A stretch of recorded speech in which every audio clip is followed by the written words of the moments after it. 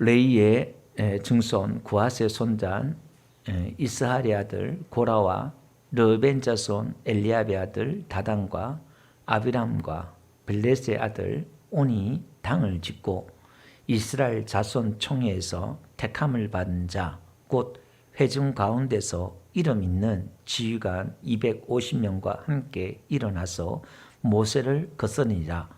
그들이 모여서 모세와 아론을 거슬러 그들에게 이르되 너희가 분수에 지나도다.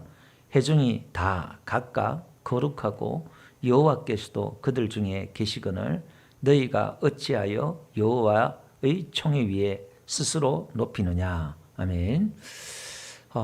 지금 이스라엘 백성들이 광야에 들어와서 40년 광야 길을 걷고 있습니다.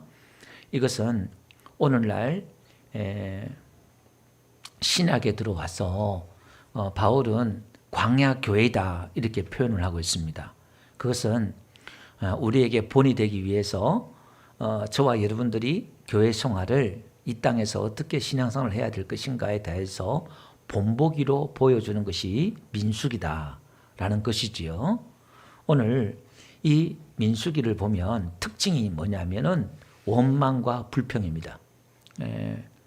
민수기는 광야 생활 40년이다 보니까 원망과 불평이 나올 수밖에 없는 환경이 계속 주어지는 겁니다. 그래서 오늘은 또 고라와 르벤 자손의 반역이 일어납니다. 오늘 이 고라와 르벤 자손들이 짝짝꿍해서 반역을 일으키는데 오늘은 무슨 반역이냐를 한번 보면요. 먼저 이 고라를 보기 위해서 족보를 좀 이렇게 봐야 됩니다. 야곱의 세 번째 아들 레이가 있지요. 이 레이도 원래 장자의 서열에서 벗어나서 이제 네 번째 유다가 장자가 되는데 혈기를 부리고 그래서 이 레이가 장자권에서 제외되잖아요.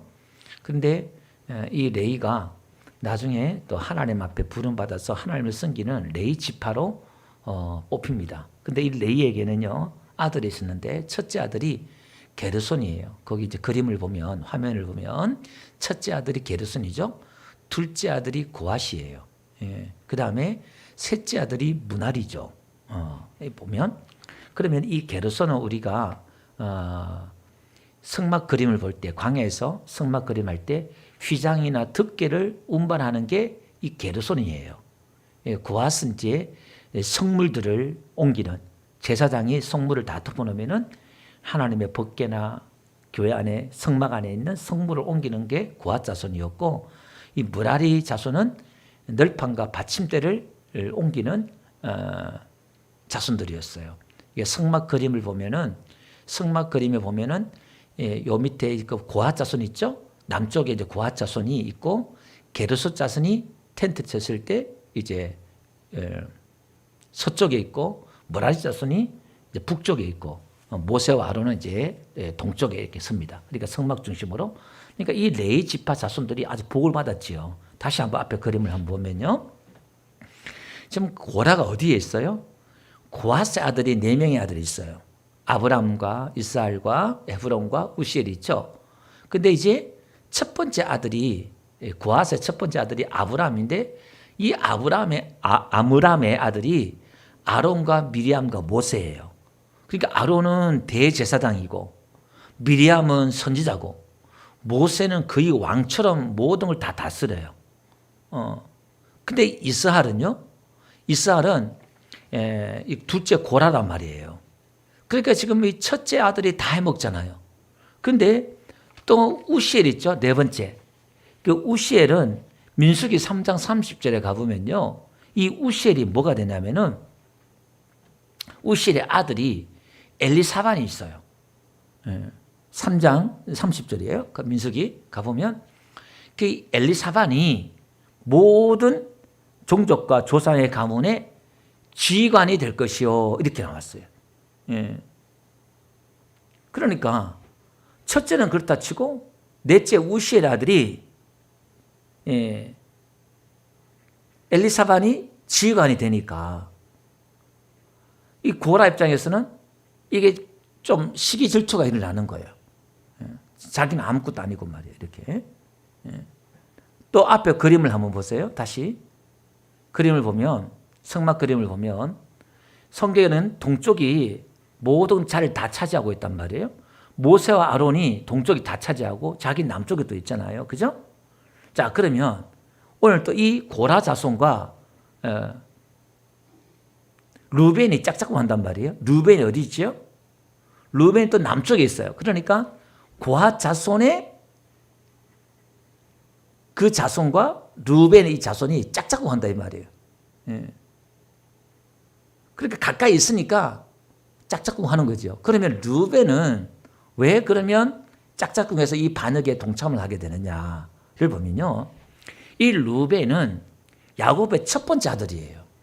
그럼 첫 번째 아들이면 오른쪽 유다 자리에 가야 돼요. 동쪽에 맨 앞에 나서 싸우고 영광을 얻고 제일 해야 되는데 유다가 네 번째 아들이 유다가 앞에 쓴단 말이에요.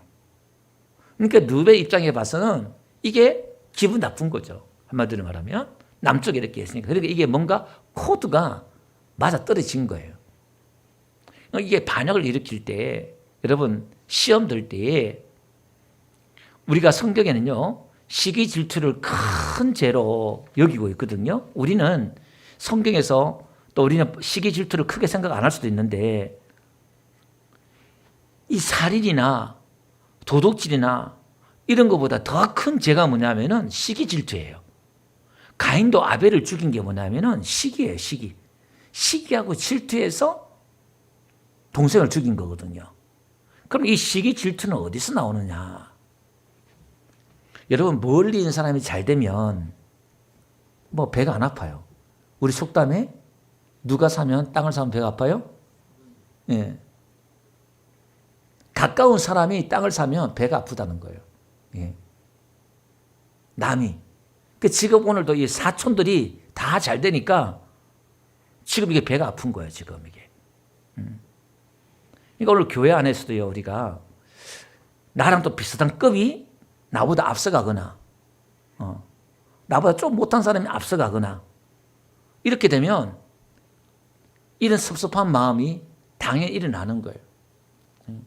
여러분보다 늦게 오신 분이 교회에서 권사가 되고 나는 몇십 년 다녀도 아직까지 권사도 못 됐는데 또 장로가 되고 그래 보세요. 시험 들겠어 안 들겠어요? 들지요 당연히.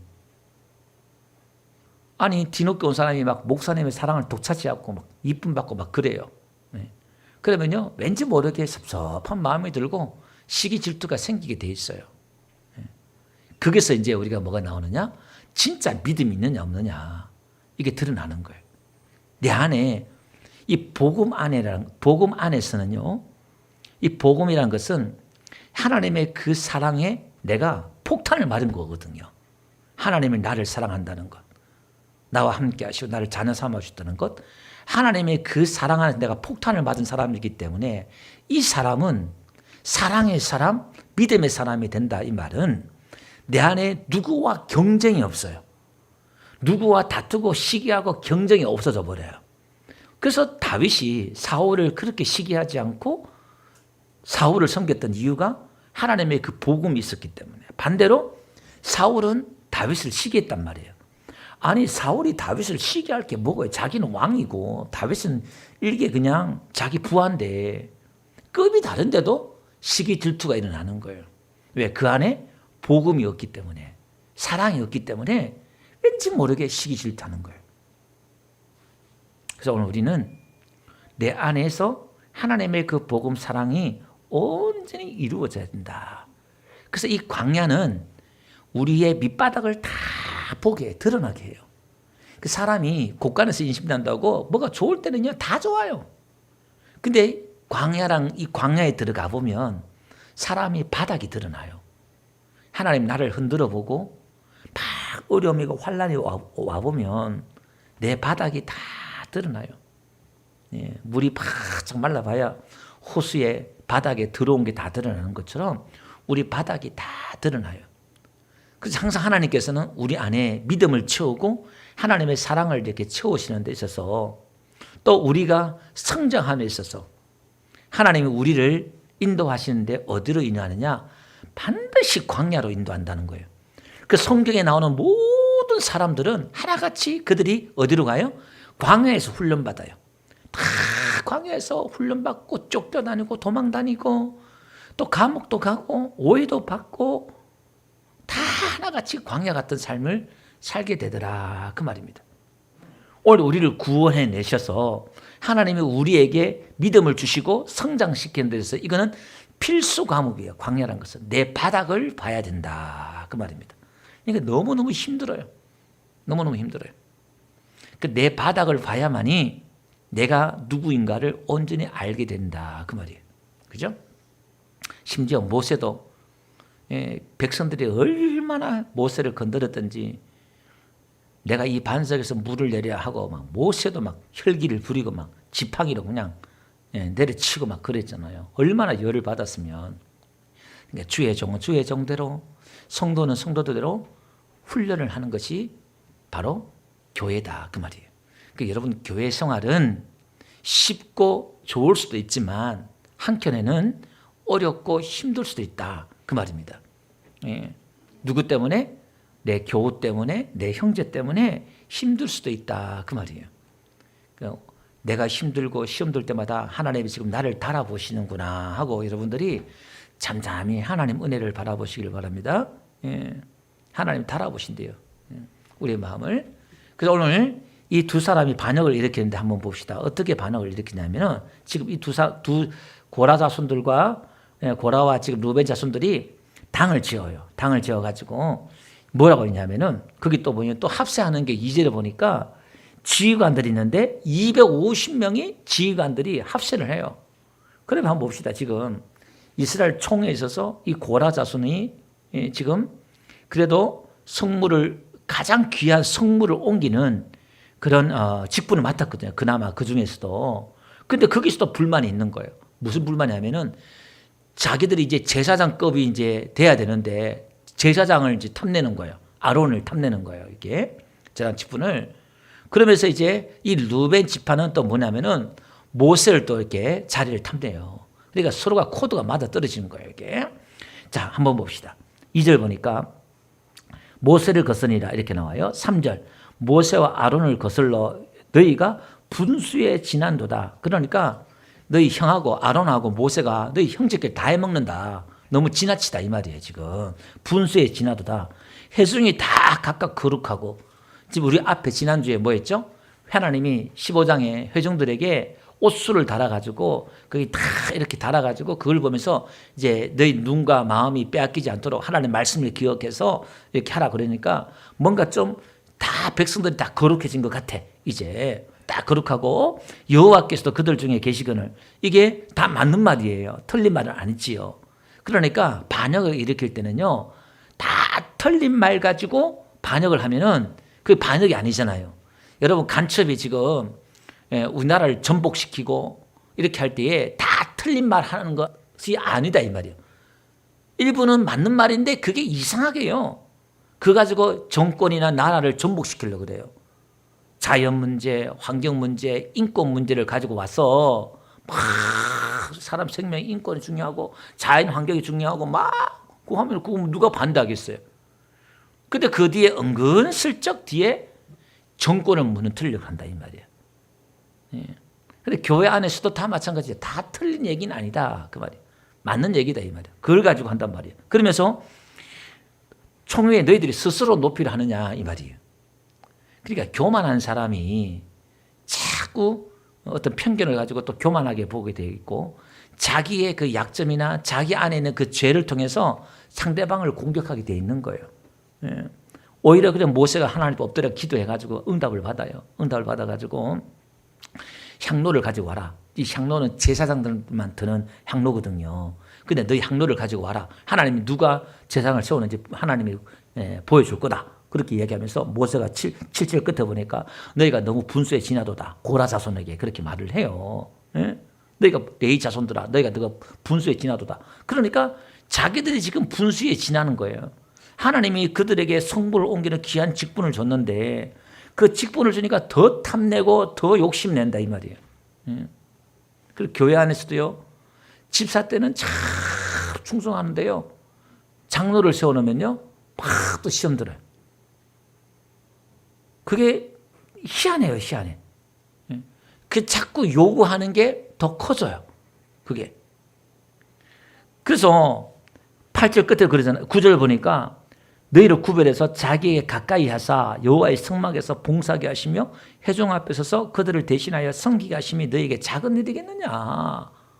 그게 너가 그것도 큰 일인데 그 작게 보고 너희 제사장을 요구하느냐. 그러면서 10절 보니까 하나님이 너와 내 모든 형제와 레위 자손 너와 함께 가까이 오게 하셨거늘 너희가 오히려 제사장의 직분을 구하느냐.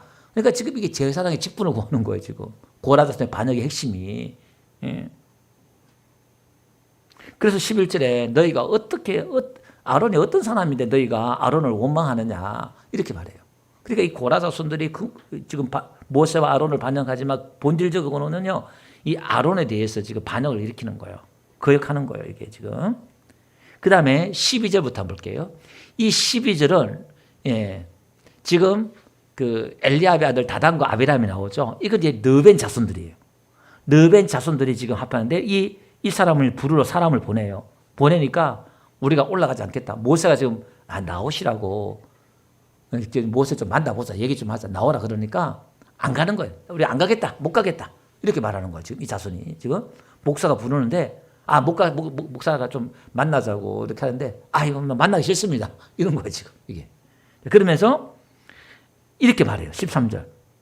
네가 우리를 그 모세한테 하는 말이죠. 우리를 젖과 꿀이 흐르는 땅에서 이끌어내어 광야에서 죽이려 하며 어찌 작은 일이기에 이렇게 나와요. 자, 젖과 꿀이 흐르는 땅은 어느 땅이에요? 가나안 땅이잖아요. 그래서 지금 이들이 뭐라 그래요? 어디가 젖과 꿀이 흐르는 땅이었어요? 애굽이에요. 애굽이. 지금 한번 보세요. 애굽이 젖과 꿀이 흐르는 땅이었대요. 사람이 시험이 드니까 기가 막히지 이게. 예. 옛날엔 좋았어. 그런 것처럼. 예. 땅 교회에 있는 분들이 오면은 하는 얘기 뭐냐면은 우리 전에 교회는요. 이게 다 사람은 누구나 그렇게 돼 있어요. 예. 그러니까 오늘 교회도 좋았던 것도 있고 안 좋았던 것도 있잖아요. 이들은 애굽 땅에서 한두 개 뭐 좋았던 게 있겠지요. 광야 나오다 보니까. 그래도 광야는 집이 없잖아요. 근데 애굽엔 집이 있었고, 그죠? 뭐, 그래, 먹을 거는 이렇게 있는데, 광야는 만나밖에 없고, 뭐, 또 이렇게 좋은 게 있을 수 있겠지요. 또 생활이 불편하잖아요, 또 광야는. 그런데 이들은요, 그걸 가지고 젖과 꿀이 흐르는 땅이었다. 그렇게 표현하고 있어요. 하나님이 지옥에서, 노예에서 그들을 구원했는데, 그들이 지금, 젖과 꿀이 흐르는 땅이었다 이렇게 말하고, 지금 우리를 죽이려고 하나님 불렀다, 이 말이에요. 여러분 우리가 신앙생활을 하면서 환난과 어려움이 올 때에 하나님이 저와 여러분들을 죽이려고 하는 게 아니라 살리려고 하는 것인 줄 믿습니다. 인자가 온 것은요. 생명을 주러 이 땅에 왔대요. 요한복음 10장에 보니까. 생명을 주는데 풍성히 주기 위해서 오셨대요. 우리 예수님은요. 은혜가 풍성하고 생명이 풍성하고 아멘. 넘쳐요. 넘쳐. 그러니까 그분 앞에 오면 생명이 풍성하단 말은 뭔가 활력이 넘치고 생기가 넘치고 다시 한번 일어설 수 있는 힘이 생기고 그런 것인 줄 믿습니다. 그러면서 스스로 우리 왕이 되려 하느냐 이렇게 나와요. 근데 르벤이니까 지금 모세가 왕처럼 왕권을 가지고 있잖아요. 다 통제하고 그러니까 네가 스스로 왕이 되려 하느냐. 르벤은 지금 그렇게 보는 거예요. 아론을 지금 공격하는 게 아니라 모세를 공격하고 있는 거예요. 예. 그 다음에 14절 한번 볼게요. 그들 불만을 보니까 지금 젖과 꿀이 흐르는 땅으로 인도하여 들이지도 안 하고 그러니까 지금 이 광야에서 가는 것도 아니고 애굽으로 돌아가는 것도 아니고 그냥 뺑뺑이 돌고 있는 거예요. 여러분 교회가 참 힘들 때 뭐 일이 있고 믿음이 좋은 사람들은요. 막 일이 벌어지고 막 목사가 치고 나고 일이 있으면요. 막 신나요. 재미도 있고. 근데 교회가 밋밋하게 하는 것도 없고 안 하는 것도 막 그러면요. 사람이 막 미쳐요. 막 일꾼들의 특기가 막 죽으려고 그래요. 근데 하나님이 그 훈련시키는 거예요. 훈련. 그런 게 있어요. 그 다음에 드리지도 아니하고 그 다음에 밥과 포동 우리에게 기업으로 주지 아니하니 지금 교회 나왔는데 뭔가 복이 터져야 되는데 복이 안 터지는 거예요. 뭔가 기업 예수 믿는 어떤 그 결과물이 나와야 되는데 맨날 걷기만 하고 도대체 이게 뭐냐 이게 그러는 거예요 지금. 그러면서 네가 이 사람들 눈을 빼려느냐 그러니까 눈을 가리느냐 이 사람들 미혹하려고 하느냐 그 말이에요. 네가 속이는 거냐 지금 우리를 다 이렇게 해서. 그리고 우리는 못 가겠다. 이렇게 말하는 거예요. 그들의 불만을 드러나는 거예요. 그래서 250명과 다 앞에 회막 앞에 나오라고 그랬잖아요. 하나님이 이제 아론을 누가 제사장으로 세웠는지, 하나님 누구 편인지 이제 보니까 다 모아라. 이렇게 다 오라. 이렇게 회막 앞에 모아라. 교회 앞에 다 모이라. 이렇게 말했단 말이에요. 그러니까 고라 자손들이 다 그래 가보자 한단 말이에요. 근데 19절 한가 봐요. 자, 19절 가보니까 고라가 온 회중을 회막 앞에 모아놓고 그 모세가 모이라는 그것을 또 이용해가지고 그때 반영을 또 일으키는 거예요. 그 두 사람을 대적하려 하며 이렇게 나와요. 그러니까 이왕 모인 거 다 뭐 그래 이참 잘 됐다 공론화 됐으니까 이참에 한번 해보자 하고 딱 하는데 여호와의 영광이 온 회중에 나타나시는 거예요. 하나님의 임재가 그렇게 나타나 버려요. 하나님의 역사가 하나님이 이렇게 구름으로 하나님의 그 임재가 부어지지 않는 하나님인데 하나님의 그 영광이 구름으로 이렇게 나타나는 거예요. 거기서 하나님 음성이 들리는 거예요. 그 음성은 모세와 아론만 들어요. 20절 보니까 여호와께서 모세와 아론에게 이르시되 너희는 이 회중에서 떠나라. 내가 순식간에 그들을 멸하려 하노라. 그 두 사람이 엎드리되 하나님이여 모든 육체의 생명의 하나님이여 한 사람이 범죄하였거늘 온 회중에 진노하시나이까. 그러니까 그 온 회중이 모이는데 야, 넌 여기서 떠나라. 내가 이들 순식간에 멸해버리겠다. 그러니까 모세와 아론이 즉각적으로 엎드려 버려요. 육체의 생명의 하나님이요 이렇게 나와요. 모든 육체의 하나님 그렇게 사람을 죽이는 하나님 아니잖아요. 아니 범죄한 것은 소수인데 왜 다 죽입니까? 모세와 아론이 하나님 앞에 중보 기도를 해요. 그러니까 23절에 보니까 여호와께서 또 모세와 아론에게 말씀하는 거예요. 24절 보니까 그러면 회중에게 명령해서 너희는 고라와 그 다음에 이 르벤 자손인 다단과 아비람의 장막에서 떠나가라 이렇게 말해요. 분리해라 이렇게 말을 하는 거예요. 그래서 모세가 25절 보니까 다단과 아비람에 가요. 그 이스라엘 장로들이 같이 가는 거예요. 그 다음에 26절 하나님 말씀하신 대로 회중들에게 말을 해요. 야 악인들의 장막에서 떠나라. 이들을 악인이라 그래. 악인. 자 그럼 우리가 생각을 해봐야 돼요. 이들은 지금 하나님 앞에 거룩한 구별된 사람이 되어서 교회에서 가장 중요한 직책을 맡아서 성물을 옮기고 했던 고라 자손들이고 또 전쟁에 나와 싸웠던 집하고 교회예요. 교회의 중요한 재직이 돼 말이야. 재직. 근데 오늘 모세는 뭐냐면 이들이 악당이다. 악인이다. 이렇게 말하고 있어요.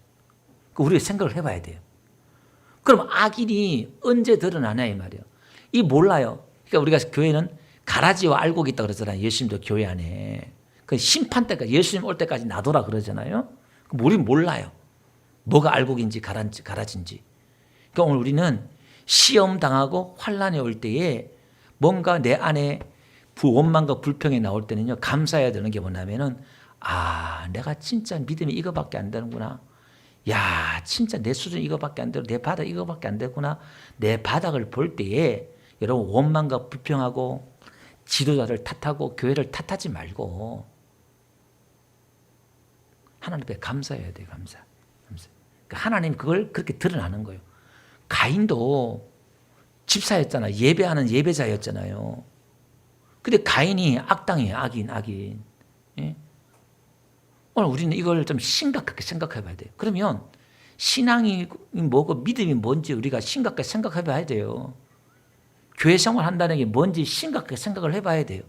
내 목적을 이루고 내가 바라는 것만 원한다 그러면 이 악당이 되겠어요? 근데 내가 바라는 것, 내가 기대하는 것 그게 안 되니까 거기서 뭐가 나오느냐? 원망과 불평이 나오니까 그 악당이 되는 거예요. 악인이 되는 거예요. 내 필요를 채워주지 않으니까 바닥이 드러나는 거예요. 이게 저도 예외도 아니고요. 사람이랑 다 똑같잖아요. 내가 바라고 기대하는 게 있는데 그 기대가 안 차면 다 섭섭하고 다 서운하고 다 비판하고 원망하고 그렇게 되는 거예요. 이게 지금 딴 사람이 아니라 저와 여러분이고 우리다 생각해야 돼요. 성경에서 가인과 아벨을 이야기하고요. 야곱과 이스마엘 이야기하고 에서 이야기하고 사울과 다윗 이야기하고 성경 막 이야기하잖아요. 그러면 설교 듣는 사람은 전부 다 자기는 아벨, 자기는 에서가 아닌 야곱, 자기는 사울이 아닌 다윗 이렇게 생각하고 은혜를 받아요. 받기는. 근데 우리 안에 가인과 아벨이 같이 존재하고 있어요. 에서와 야곱이 같이 존재하고 있고 사울과 다윗이 같이 존재하고 있어요. 그러니까 이게 한순간에 내 중심이 되고 이기적이 되고 그렇게 되면 우리는 악인이 되는 거예요. 사람이 너무 이기적이면 안 돼요. 나밖에 모르고. 그럼 그게 악당이에요, 악당. 그 죄는 뭐죠? 자존심이에요, 자존심. 내 안에 내가 살면은 내 자존심이 이게 막 미쳐버리는 거야. 가인의 이 자존심이 허락지 않아. 내가 장자인데. 르벤 우리가 장자 지파인데. 어떻게 해서 넷째가 저렇게 다 해먹고. 우리가 그래서 성부를 다루기는 거룩한 이 고란데 하나님 최고 반열인데 보니까 자기 앞에 제사장밖에 없는 거야. 자기보다 높은 거는. 그게 욕심이 있는 거야. 탐심이 있는 거예요. 인간이 죄라는 게 다른 게 아니다. 그 욕망, 탐심 이게. 오늘 우리는 이 자존심을 죽여야 되고 내 이기적인 거 이걸 죽이는 게 십자가예요. 십자가. 자기 십자가. 욕심을 버리는 게. 그래서 오늘 하나님은 내 앞에요. 자꾸 다윗 같은 사람을 알짝거리게 만들고 아벨 같은 사람을 내 눈에서 자꾸 알짝거리게 만들어요. 자꾸 뭔가 질투나고 시기 난 사람 내 앞에 깔짝깔짝 눈에 거슬리게 할 수 있다 이 말이에요. 그걸 잘 이기시는 저와 여러분들 되시길 바라고요. 자, 그러면서 이제 장막에 떠나요. 떠나고 모세가 이제 이렇게 말해요. 야, 하나님이 나를 보내서 이 모든 일을 행하게 하신 것을 너희도 알게 할 거야. 하나님 할 거다. 그렇게 말하면서 이 악인들이 벌 받는 것이 하나님께서 벌을 주시는 것이고 하는 것을 너희들 보게 할 것이다. 만약에 30절 보니까 하나님이 일을 세일을 행하는데 땅이 벌려서 땅이 쫙 갈라져서 이 사람들이 죽으면은 산채로 이 사람이 소울에 빠지게 하고 소울은 죽은 사람들이 가는 곳이 소울이다 이렇게 생각했어요. 그러니까 천국 지옥은 구약에는 천국 지옥의 단어가 안 나와요. 이 천국 지옥은 예수님이 오시기 전부터 이제 중간 시대에 있어요. 그때 천국 지옥이라는 개념이 이렇게 나오거든요. 근데 이 소울에 빠지면 하나님이 이들을 멸시한 것인 줄 너희들 알게 하리라 이렇게 말해요. 근데 31절 보니까 모세가 이 말을 하자마자 땅이 쫙 갈라져요. 땅바닥이 쫙 갈라지자 거기에 속한 사람들과 재물들이 다 땅에 빠지는 거예요. 33절에 보니까 산채로 소울에 빠지며 이렇게 나와요. 산채로 지옥 간다는 이 말이에요. 산채로 지옥 가서 고통당한다 이 말입니다. 여러분 우리가 지옥 가도 왜 지옥이 되냐? 지옥 가도 죽는 게 아니기 때문에 지옥 가도 영원히 산다는 거예요. 그래서 지옥이 무섭다는 거예요. 영원히 거기서 고통당한 곳이 지옥이기 때문에 그래서 우리가 예수님이 고마운 거예요. 예수님의 은혜가 놀라운 거예요. 안 그러면 영원히 지옥 가서 고통당하는데 이 땅에서 아무리 부자처럼 잘 먹고 잘 살면 뭐예요? 이게. 그래서 34절 한번 보세요. 이들이 산처럼 떨어지면서 얼마나 부르짖었겠어요. 막 비명을 지르고 소리를 지르고 그러니까 이스라엘 백성들이 트라우마가 생기는 거예요. 그들의 부르짖음을 듣고 도망하는 거예요. 무서워가지고 이 땅도 자기들도 그게 빠질까 싶어서 막 도망가는 거예요. 막 흩어지는 거예요. 그리고 또 불이 나와가지고 그 250명 지휘관들이 있잖아요. 250명도 샥 하나를 불러 다 죽여버리는 거예요. 자, 우리 여기서 한번 짚고 넘어가 될 게 뭐냐면은 여러분 우리가 11장에서도요. 그 애굽 땅에서 나올 때 애굽 사람들도 이방인들도 10가지 재앙을 통해서 이스라엘 백성들이 고통을 안 당하는 것을 보고 이스라엘 백성들이 따라 나왔잖아요. 따라 나와가지고 광야에서 막 우리가 원망 불평하고 막 그러니까 하나님이 악한 말로 불평하고 막 그러니까 하나님이 진영 끝에 민수기 11장 11절에 진영 끝에 하나님 불을 붙여줬잖아요. 그러니까 잡족들이 이스라엘 백성이 아닌 잡족들이 나와서 오만 불평했어요. 11장에서는. 그리고 12장에서는요. 모세 형과 누나가 또 모세 때문에 모세가 구스 여자 아프리카 여자를 갖다가 취하니까 그것 때문에 또 궁시렁거렸단 말이에요. 그러니까 지금 가장 형제들이 또 모세에 대해서 막 불평하고 원망했단 말이에요. 그러니까 미리암이 나병 걸렸지요. 하나님 치료해 줬지만은 그 다음에 13장 14장에 가서는 또 모세에게 와서 그들이 뭐냐면은 지휘관들을 세워서 우리가 애굽으로 돌아가자. 다시 돌아가자. 이거는 너무 힘들다. 돌아가자. 또 원망 불평을 이렇게 했다 이 말이에요. 그리고 하나님이 15장에서는 야 술을 달아서 가나안 땅에 들어가면은 그 13장에서는 12명의 정탐꾼을 보내가지고 40일 동안 정탐을 하니까 그걸 듣고 아이고 하나님 우리를 죽이려고 또 이 땅에 인도했구나. 그리고 원망 불평하면서 하나님이 또 그들의 또 심판할 때는 하루를 1년씩 계산해가지고 40년 광야를 너희들 다 돌게 해서 하나님을 믿지 않았으니까 다 죽게 하겠다. 그렇게 하나님 됐잖아요. 그러니까 계속 하나님을 원망하고 불평하고 아예 그냥 하나님을 따라 나왔지만 안 믿는 거예요. 그러니까 교회 나왔지만은 하나님 안 믿는 거예요. 그런 거 똑같은 거예요. 그러니까 하나님이 그들 다 죽여버리겠다. 왜? 어차피 하나님 안 믿는 사람들이니까 가나안 땅에 못 들어가게 하겠다. 우리식으로 말하면 천국 못 가게 하겠다 이 말이겠죠. 그리고 이제 애굽으로 돌아가자. 지휘관을 세워서 자기들이 원하는 지휘관을 세워서 애굽으로 돌아가자 그랬잖아요. 그럼 오늘 또 16장에 와서는 또 한번 보세요. 여기 와서는 또 이제 고라 자손과 르벤이 또 원망 불평하고 지금 이게 끝이 없어요. 계속 다 드러나. 다 밑바닥이 다 드러나요. 이게. 그러니까 지금 한번 보세요. 오늘 이게 우리가 좀 충격을 먹어야 될 게 하나님이 지금 땅을 갈라서 고라 자손을 하나님이 그들을 다 진멸해 죽게 하고 250명을 작당해서 하나님 불러 그들을 다 심판하고 그랬잖아요. 이들이 막 모세를 치려고 할 때 하나님이 그렇게 재앙을 내려버렸단 말이에요. 그러면 적어도 이 정도 되면은 이야 하나님 이들을 심판했구나. 하나님을 두려워해야 되잖아요. 근데 사람이 어느 정도인가 한번 보세요. 이게 저와 여러분이 이런 사람이에요. 이런 사람. 41절 한번 보세요. 41절. 이튿날 그 다음 날이에요. 이튿날. 멀리도 아니고 그 다음 날이에요. 그 다음 날. 이스라엘 자손의 온 회중이 모세와 아론을 원망해요. 어떻게 원망해요? 이르되 너희가 여호와의 백성을 죽였도다. 그러니까 고라 자손과 그 지휘관들이 250명들 다 죽으니까 이들에게는 모세 아론이 원망스러운 거예요. 이들도 여호와의 백성인데 자기들 눈에는요, 눈에 뭐밖에 안 보인다고? 이들도 자기 편에 드는 거예요. 지금 모세와 아론이 기도해가지고 그나마 회중들은 지금 안 죽었잖아요.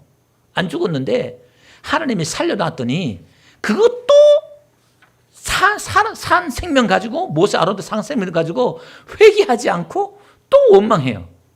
그게 감사를 모르는 백성이야. 끊임없이 원망하고 불평자를 가는 거고. 너희들 때문에 이게 죽었다 이 말이에요. 그리고 한번 보세요. 42절.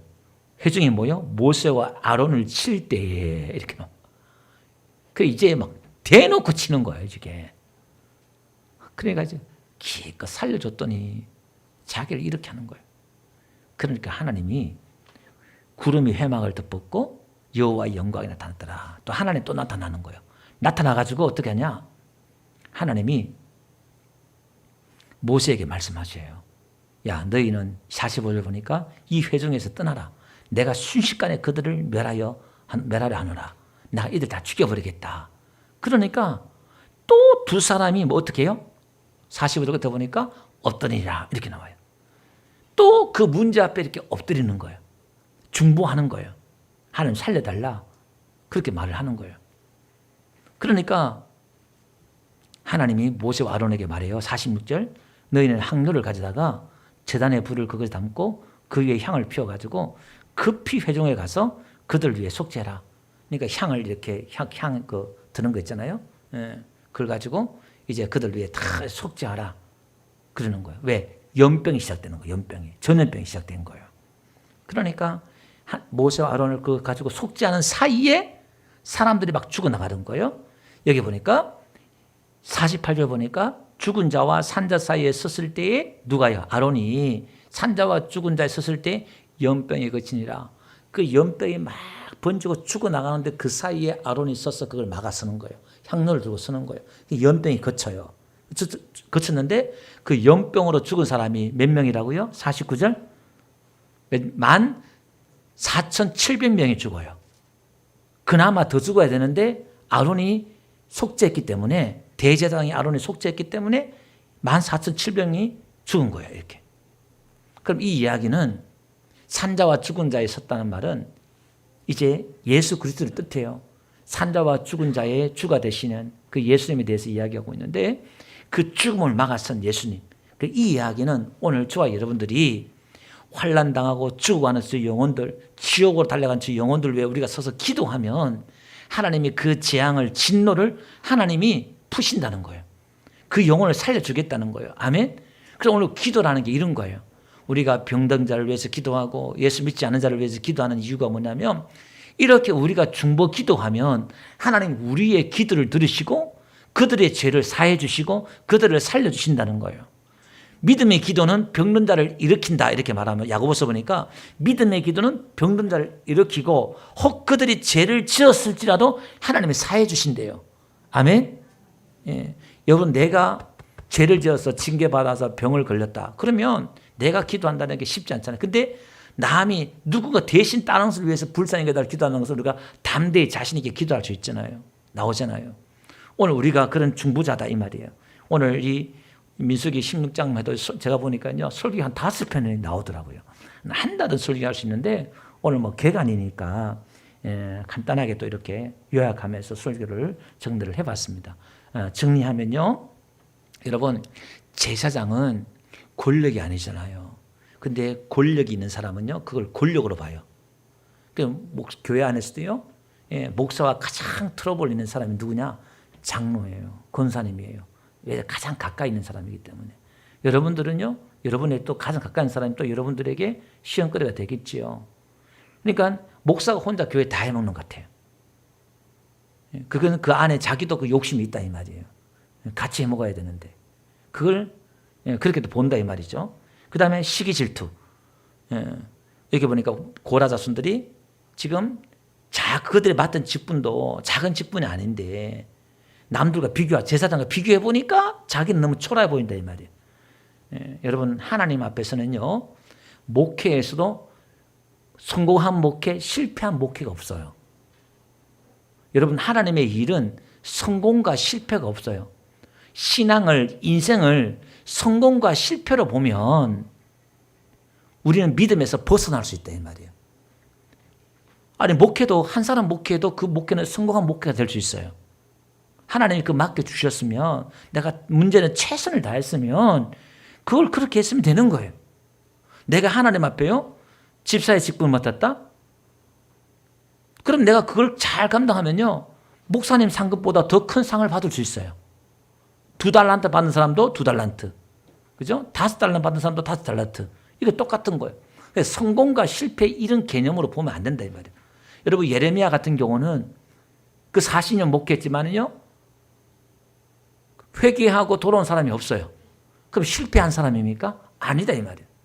그러니까 오늘 우리는 내가 부름 받았으면 거기서 내가 감사하고 남들과 비교하는 것이 아니라 하나님과 나와의 관계 속에서만 그게 집중하기 때문에, 하나님이 보냈으면, 하나님 나를 불렀으면, 하나님이 시켰으면 그것만 하면 되는 거예요. 잘했다 못했다 열등감 가지고 뭔가 자존심 상하고 이런 사람들은요, 악당이 내 안에 있는 거예요. 악인이.